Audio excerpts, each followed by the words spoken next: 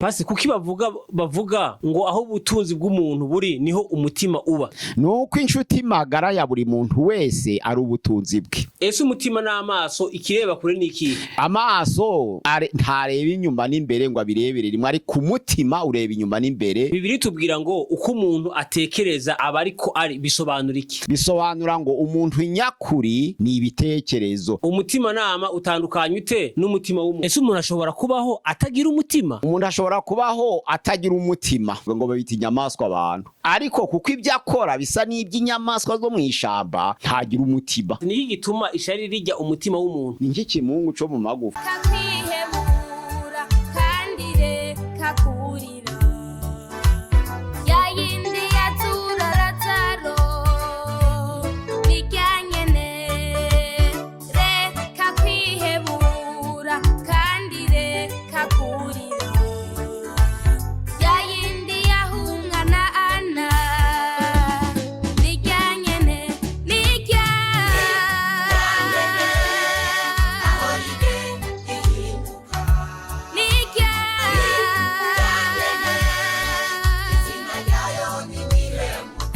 Reka ngusuhuze inshuti ya Gusenga Everyday, nizere ko mumeze neza mu busabano kumwe na Imana kiza Edouard, abari mu Rwanda, Shalom abari mu Burundi, amahoro abari muri Congo, Uganda, Afrika y'Amajepfo, muri za Malawi, muri za Mozambique, ndetse abari muri Afrika mwese mushobora kumva ikirundi n'ikinyarwanda n'ikinyamurenge n'ikinyabwisha. Tubahaye ikaze kuri Gusenga Everyday ku mugabane w'Uburayi, mu kwihanira byacu tubahaye ikaze kuri Gusenga Everyday ku mugabane wa Asia, mu kwihanira byacu tubahaye ikaze abari ku mugabane wa Amerika, namwe tubahaye ikaze abari ku mugabane wa Oceania, tubahaye ikaze nkuko kuri kamera za Gusenga Everyday turi kumwe na Pastor aho. Shalom shalom.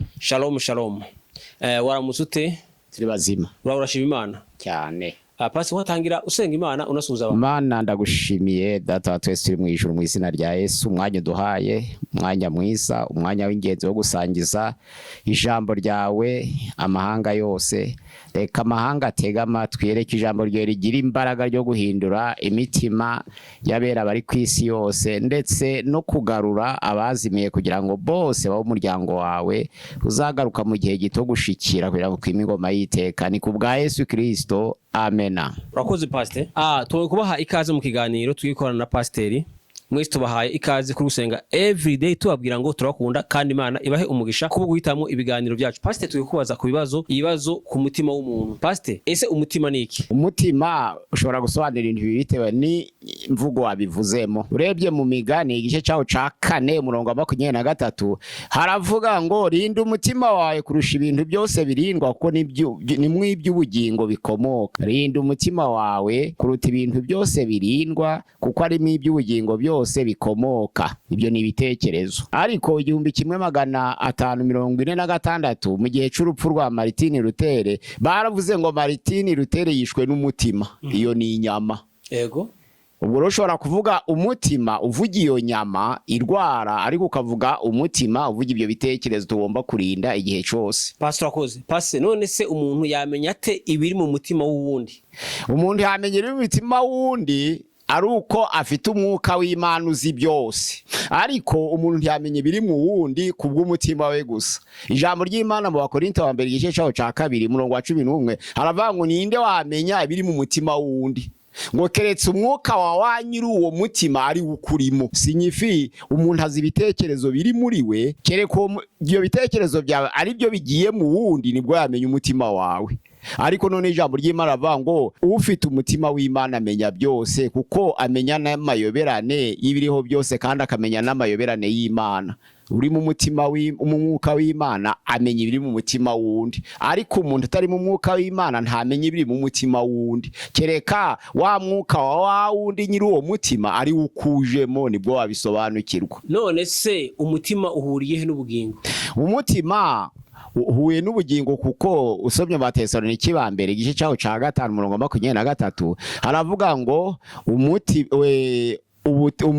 umwuka, ubugingo, umubiri byose birarindwe bitabaho umugayo. Ni ukuvuga ngo umubiri wubatswe n'ibyo bintu bitatu: umwuka, ubugingo, umubiri. Ariko noneho ni gute dutandukanya umwuka n'umubiri? Umubiri ni inyama, naho umwuka ni ibitekerezo, ariko bikorera hamwe mu nyubako imwe ariyo bita noneho umuntu. Ariko biratandukanye, kimwe kikagira inshingano yacyo. Ni ukuvuga ngo ibitekerezo birayobora, umubiri ukagenda. Ingingo z'umubiri rero icyo zikora zose biba bihawe itegeko n'ibitekerezo biri mu muntu, ariko byose byubakiwe mu mubiri w'umuntu umwe, ariko bigakora inshingano zitandukanye. Wabasha gutandukanya umubiri n'umutima? Umubiri n'umutima biratandukanye, ariko byubatse mu nyubako imwe ariyo bita nyine umuntu. Nuvuga ngo umubiri ni inyama, umutima ni ibitekerezo, nta kindi. Bya bindi biduhesha gukora ibyiza, bya bindi biduhesha guhitamo, ibyo bitekerezo nibyo bita umutima.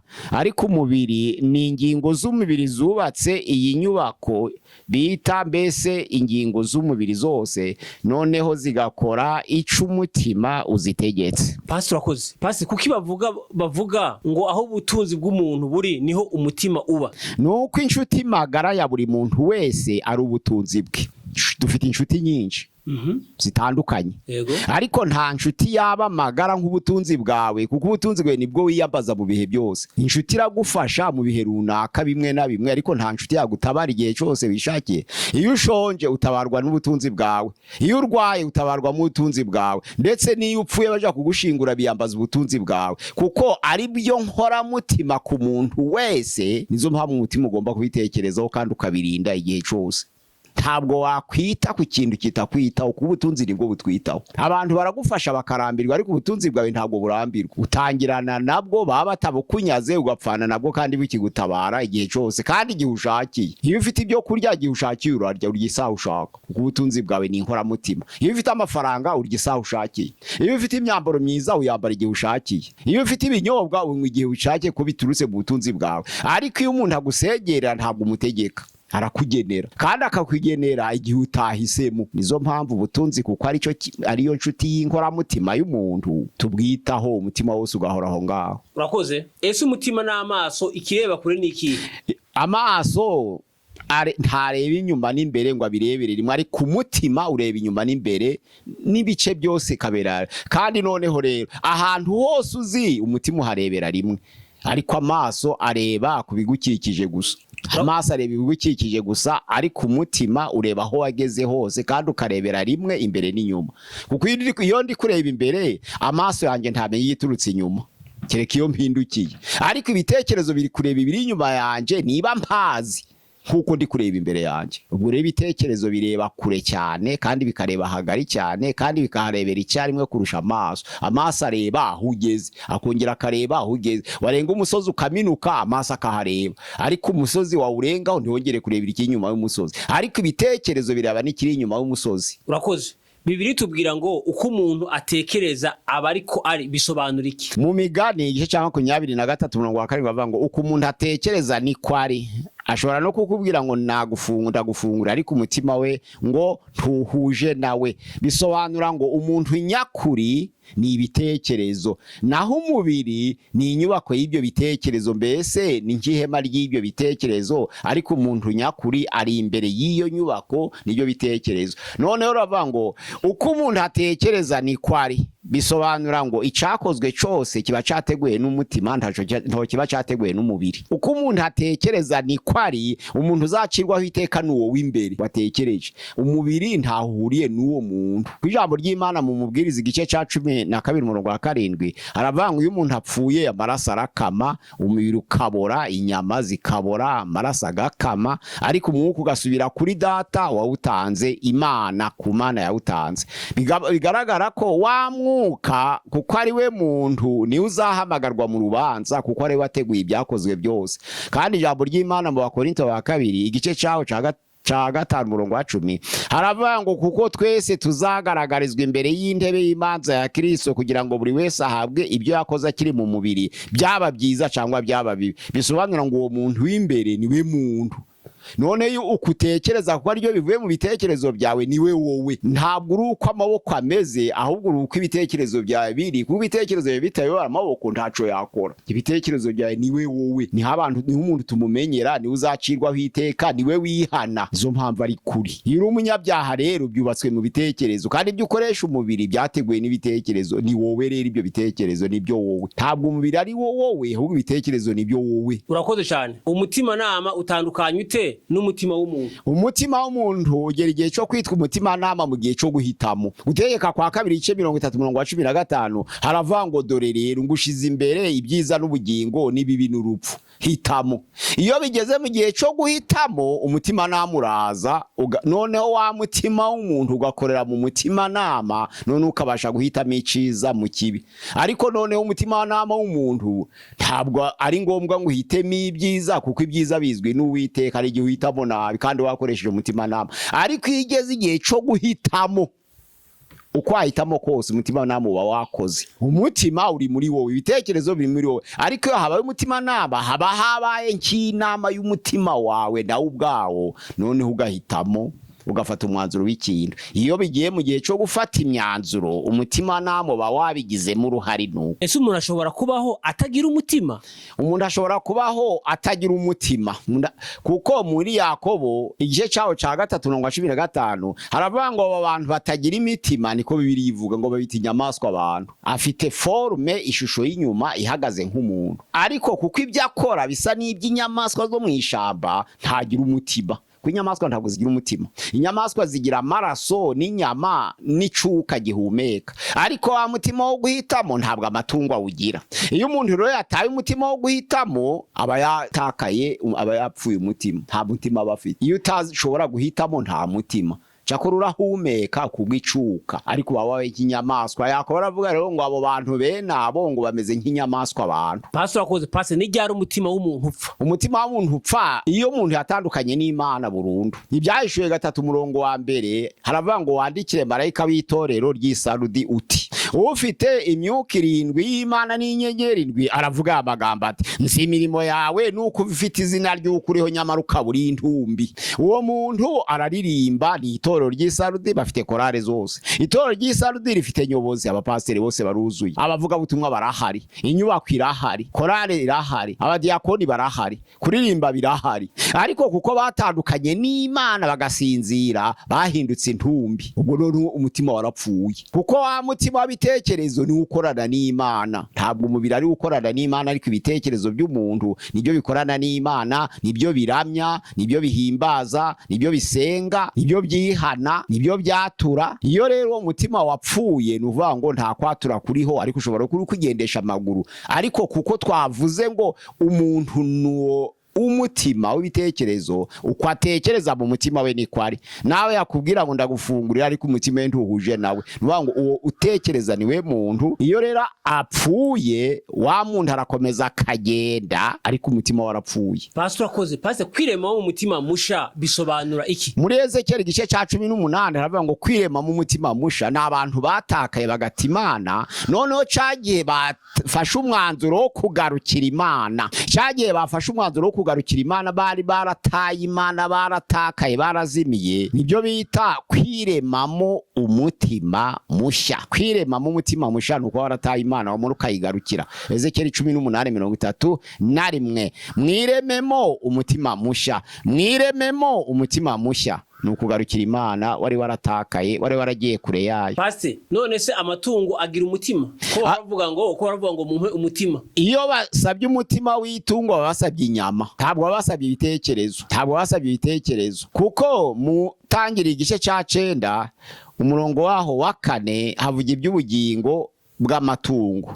Bakavuga ko ubugingo bw'itungo ari amaraso yayo, ariko izo nyama ziraribwa. Iyo bavuze ngo munyokereze umutima, ni cœur, ni organe, ni urugingo rw'umubiri. Ntabwo botsa umutima w'ibitekerezo, ahubwo wotsa umutima w'inyama. Izo nyama izo botsa arizo bita umutima ariko ntabwo botsa ibitekerezo. Ni ukuvuga ngo umutima ngwira ngo ngurye babasabye inyama ariko none ibitekerezo ntawo bisaba. Inyamaswa rero kuko zidafite umutima wo guhitamo, zifite ayo maraso akama iyo umuntu apfuye, zikagira n'izo nyama, zikagira n'icuka gihumeka, ariko icuka iyo kitahitamo ntabwo bacita umutima. Oya, icuka iyo kitahitamo ntabwo bacita umutima. Oya, izo nk'aba inyamaswa babyita ngo ni dikotomike, naho abantu ni trikotomike kuko bubatswe n'ibyo bintu bitatu, naho amatungo akubaka na bibiri ariko agashiraho ico cuka co guhumeka, sico bita umutima kuko atari co gihitamo. Amatungo rero ntabwo yashobora kumenya ikibi n'iciza, nizo mpamvu atandikiwe urubanza Yesu Kristo nagaruka kuko atagira umutima, afite organe ariko ntagira ibitekerezo. Kuko bavuga ngo ntawubesha umutima, ntawubesha umutima kuko umutima ari ugenzura byose, ibiri muri wowe byose bigenzurwa n'umutima, ntiwabona aho ujura. Nta hantu wacisha ngo ubeshe umutima kuko ugenzura ibikurimo byose, ntaho. Umutima uzi ibikurimo byose, umutima utekereza n'ibyo abantu bo hanze batazi, umutima urarondora akamenya ibikurimo. Nizo mpamvu nta muntu wabasha kubesha umutima. Muri Yohana ya mbere igice ca 3 umurongo wa 21 haravuga ngo bakundwa, imitima yacu nitaturega, nitaducira urubanza turatinyuka imbere y'Imana. Imitima yacu nitaturega ngo ducire urubanza imbere y'Imana turatinyuka. Ntaho wanyuroro ngo ubeshe umutima kuko umutima wawe ubuzi bikurimo byose n'imigambi yawe nibyo niwe mutima. Pastor akoze. Pastor, umuntu ashobora kuvuguruza umutima we? Umuntu yavuguruza umutima we. Mu Migani igice ca 6 umurongo wa 18 aravuga ngo hari abantu bafite imitima igambirira ibibi ariko umutima ubwabo urivuguruza. Iyo wagamburiye ibibi umutima ushobora guhindura ubwawo. Umubiri ntabwo ari uhindura imigambi y'umutima oya, ariko umutima ubwawo watekereje iyo wagize imigambi mushobora guhindura. Arizo babona abantu bakora ibyaha bakihana, uwo mutima uba wivuguruje ubwawo, niko guhindura umugambi w'umutima, niko babyita. Umuntu agakora icyaha ariko nyuma akivuguruza akabona ko ari bibi akaza kihana, ni umutima uba wivuguruje, ntabwo ari umubiri uvuguruza umutima, ahubwo umutima ubwabo wisubiraho wawe ugiye gukora nabi ugahindura. Izo mpamvu umutima ubwabo wisubiraho ukivuguruza, ariko umubiri ntabwo uvuguruza umutima, kandi nta n'uvuguruza ibiri mu mutima wundi kuko byubatse muri wo, ahubwo ibivuguruzwa bivuye ku muntu ni ibyakozwe n'amaboko bikagaragara. Mu Baroma rero igice ca mbere umurongo wa 32 haravuga ngo saba bikora gusa bakwiye gupfa, ahubwo ngo bashima n'ababikora. Bigaragara ko abakoresheje amaboko ntabwo ari bo bagira imbaraga kurusha abakoresheje ibitekerezo, kuko ibitekerezo by'umuntu ari byo binyura mu rubanza kandi akaba ari byo biba bifite guhitamo, ntabwo umubiri uhitamo, umutima ni uhitamo. Pastor, umuntu ashobora kugira imitima ibiri? Muri Yakobo igice ca 1 umurongo wa 8 havuga ko umuntu ashobora kugira imitima ibiri iyo afite icerekezo cy'imishinga itandukanye, ariko kenshi ngo iyo mishinga itandukanye ntabwo igera ku ntego. Iyo utekereje gusoza umushinga runaka ugatekereza undi mushinga, nuvuga ngo warangije kugira umutima uri partage, nuvuga ngo umutima uba watekereje wagize imitima ibiri kuko wakoze gahunda y'imishinga ibiri itandukanye. Ariko biratubwira ngo ntabwo ari byiza kuko ngo akenshi ntabwo isohora, kuko ngo abafite imitima ibiri ngo kenshi nuvuga ngo abafite imitima ibiri ni ukuvuga ngo bananirwa gusohoza kimwe muri byose, banamuka muri byose. Abantu b'imitima ibiri banamuka muri byose. Pastor akoze. Pastor, hari imigani ijanye n'umutima twamenya ubusobanuro? Irahari twayahari myinshi itandukanye. Pastor, iyo bavuze ngo akababaje umutima kazindura amaguru bishatse kuvuga iki? Nuvuga ngo amaguru agendera kuri gahunda y'umutima y'ibitekerezo by'umuntu. Amaguru agendera kuri gahunda y'ibitekerezo by'umuntu, ntabwo amaguru yaja aho umutima utatekereje. Nico yashaka gusobanura. Iyo bavuze ngo amarira y'umutima atemba atabonwa, ukuvuga ngo agahinda k'umuntu kamenya n'umutima we ubwe wenyine, nta wundi muntu amenya agahinda kawe uretse umutima wawe. Izo mpamvu amarira yako atemba mu muntu atabonwa. Pastor, iyo bavuze ngo akababaro k'umutima ntikomogwa n'amavuta bishatse kuvuga iki? Ni ukuvuga ngo indwara y'ibitekerezo ntabwo ivurwa n'ibifite imibyimba. Indwara irangije gufata mu bitekerezo ntibikeneye umuti w'imibyimba, niko bisobanura. Pastor, iyo bavuze ngo umutima muhanano ntiwuzura igituza, nuvuga ngo inama nziza kenshi ntabwo zija zihuza n'amarangamutima y'umuntu. Dufite amarangamutima n'ibyo dushaka kugeraho, ariko iyo umuntu aje akaguha inama nziza nziza ntabwo kenshi zihuza n'amarangamutima wifitiye, kuko yarangije kubaka amarangamutima yawe aba ari icyo ushaka kugeraho. Iyo umuntu rero abonye ingaruka mbi zakuza gukundaga bati nyabona nta gihe rero iyo nama nziza uhawe n'umuntu ishobora guhuza cyangwa ngo isubize icyo amarangamutima yifuza. Pastor bavuze ngo umutima muto ubyara ubwoba, bisobanura iki? Ni ukuvuga ngo abantu batareba kure baja bahunga ibibugarije, niko bisobanura. Abantu batareba kure kenshi bahunga ibibugarije, ariko igisubizo ntabwo ari uguhunga ibikugarije, ahubwo ni ugutunganya ibikugarije, kuko nta muntu uhunga amakimbirane, ahubwo umuntu yiga kubana n'amakimbirane. Ariko umuntu utareba kure ahunga ibimwugarije, niko bisobanura ngo uwo mutima muto nyine ubyara ubwoba. Pastor, ni ibiki byuzuye umutima w'umuntu? Ibyuzuye mu mutima w'umuntu ni ibitekerezo, ibyuzuye mu mutima w'umuntu ni imigambi itandukanye izwi n'umuntu ubwe, itazwi n'abandi, kandi izwi n'uwo mutima ubwawo. Ibyuzuye mu mutima w'umuntu, ijambo ry'Imana muri Matayo igice cya 15 umurongo waho wa 8 kugeza ku murongo waho wa 13 haravuga ngo ikiva mu mubiri cyangwa se mu nda nico canduza abantu. Ikiva mu mubiri ni ibitekerezo bibi, ni ishari ribyiganiramo, ni amakimbirane ari kubyigana, ni inzangano zidashira, nibyo byuzuye muri uwo mutima w'umuntu. Ariko ikinjira mu muntu ntabwo canduza, nibyo Yesu yasubizaga abafarisayo, arababwira ati ibyo bintu bibyiganira muri mwe, ishari, intonganya, amakimbirane, inzangano z'imiryango zibyiganira mu mitima yanyu, ni zombi, nta bindi bibyiganira mu mutima w'umuntu, kuko nibyo ubwira abandi sibyo biba biri muri wowe gusa. Ukuraho bike ariko ugasigaza ibindi. Nizo mpamvu ukuraho bike ukambarira umutima, ugasigaza byinshi ariko by'umuntu wanze atarondora. Pastor, ninde ufite umwanya wa mbere mu mutima w'umuntu?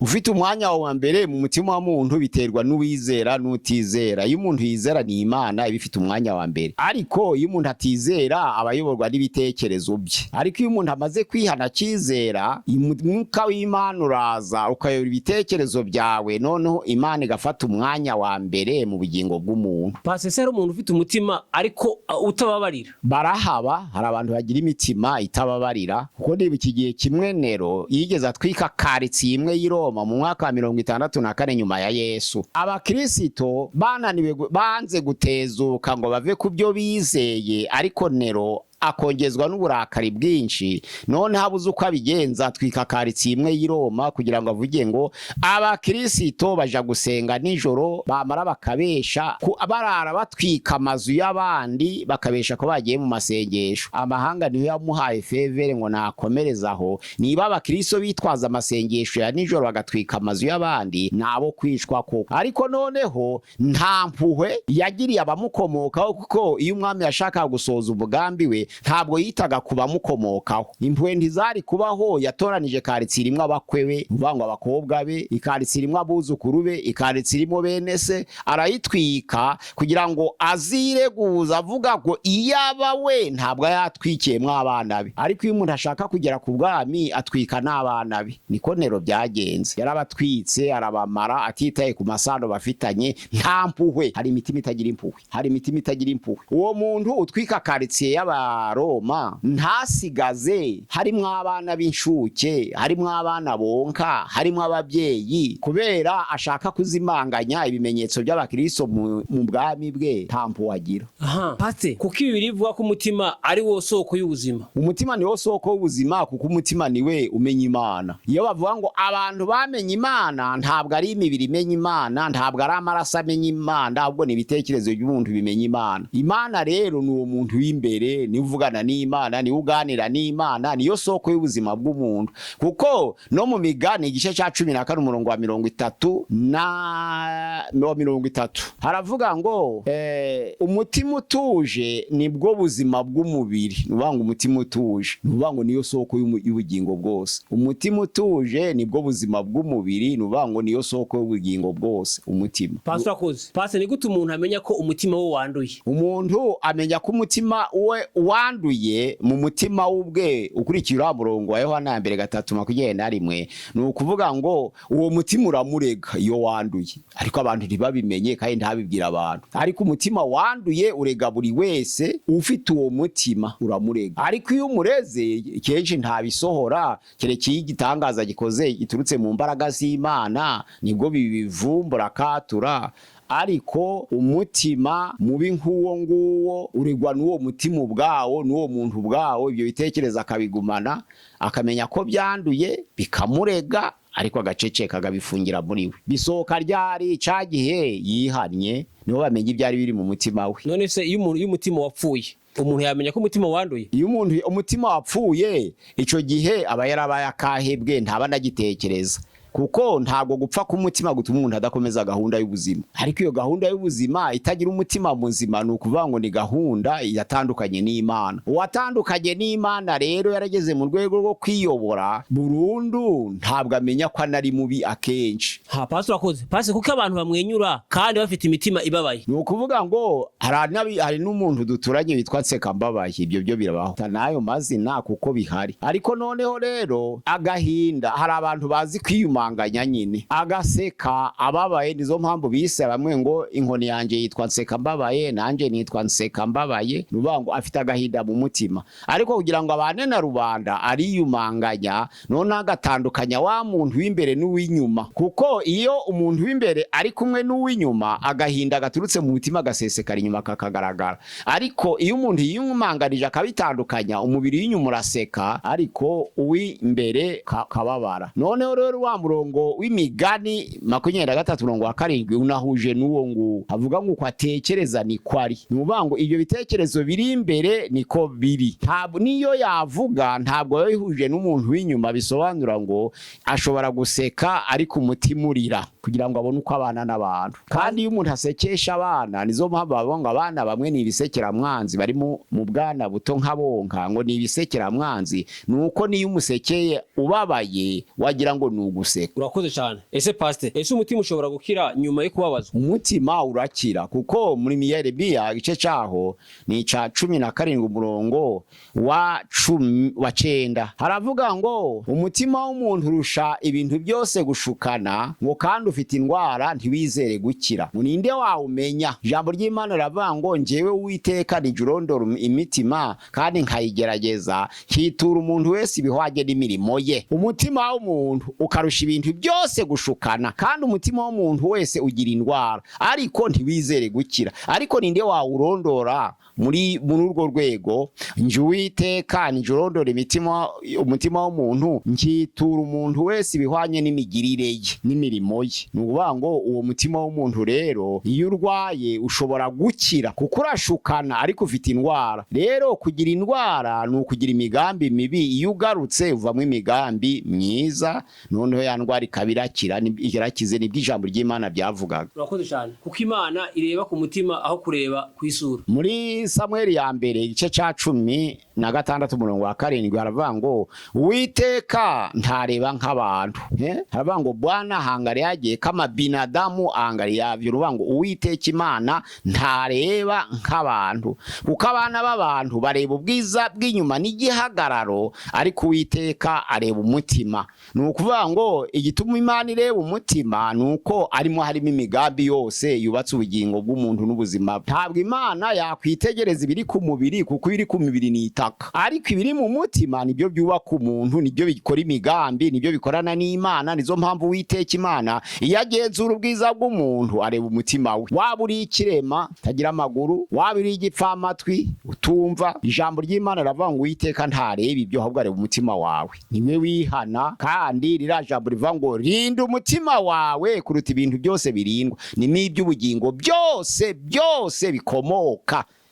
Imigani 4:23 ni ukuri. Pasi kuko kubabarira bikiza umutima. Kubabarira bikiza umutima, kuko iyo utari wababarira uraremerewe. Kandi noneho rero iyo uwahemukiwe n'uwahemutse bose bafite ibikoreye imitwaro. Kugira ngo iyo mitwaro ishire nuko uwahemukiwe yamubabarira, noneho wa undi wahemukiwe akaruhuka n'uwahemutse akaruhuka. Ariko abantu benshi bikorera imitwaro idashira iyo bavuga ngo uwahemutse niwe ugomba gusanga uhemukiwe. Oya, uwahemukiwe nawe iyo abyibutse mbere aramusaba ko nafi yikoreye umutwaro, araremerewe. Noneho kubabarira bituma turu uwo mutwaro akaruhuka. Kuko yatari yamubabarira ntaco yamusaba nawe. Na wa undi wamuhemukiye yatarasaba imbabazi nawe ntaco yamusaba. Ubwo bombi bari yikoreye. Umutima uri mu rwango ntabwo wakwakira amahoro. Ku ijambo ry'Imana muri Yesaya igice ca 48 umurongo wa 22 avuga ngo nta mahoro y'umunyabyaha, ni Uwiteka Nyiringabo avuga.